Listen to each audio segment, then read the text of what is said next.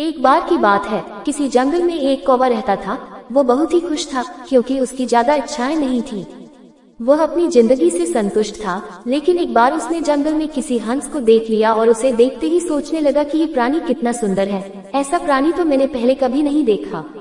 इतना साफ और सफेद, ये तो इस जंगल में औरों से बहुत सफेद और सुंदर है, इसलिए ये तो बहुत खुश रहता होगा। कौवा हंस के पास गया और पूछा, भाई तुम इतने सुंदर हो, इसलिए तुम बहुत खुश होगे। इस पर हंस ने जवाब दिया, हाँ मैं पहले बहुत खुश रहता था, जब तक मैंने तोते को नहीं देखा था। उसे देखने के बाद से लगता है कि तोता धरती का सबसे सुंदर प्राणी है।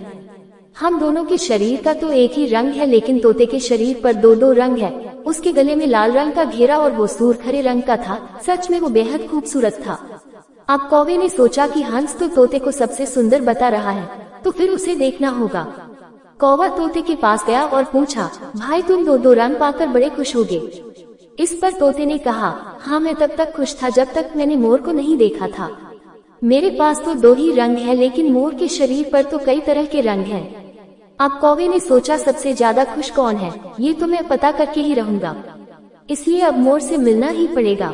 कौवे ने मोर को जंगल में ढूंढा, लेकिन उसे पूरे जंगल में एक भी मोर नहीं मिला और मोर को ढूंढते ढूंढते वह चिड़ियाघर में पहुंच गया तो देखा मोर को देखने बहुत से लोग आए हुए हैं और उसके आसपास अच्छी खासी भीड़ है।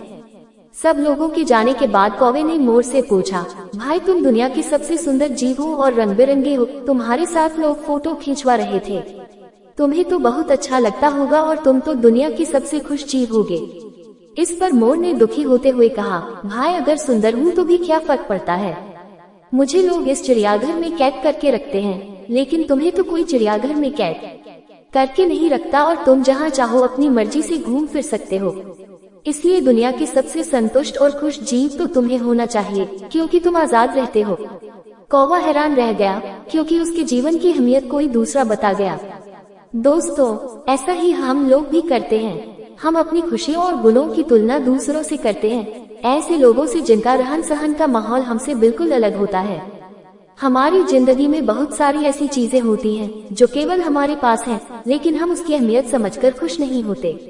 लेकिन दूसरों की छोटी खुशी भी हमें बड़ी लगती है, जबकि हम अपनी बड़ी खुशियों को इग्नोर कर देते हैं।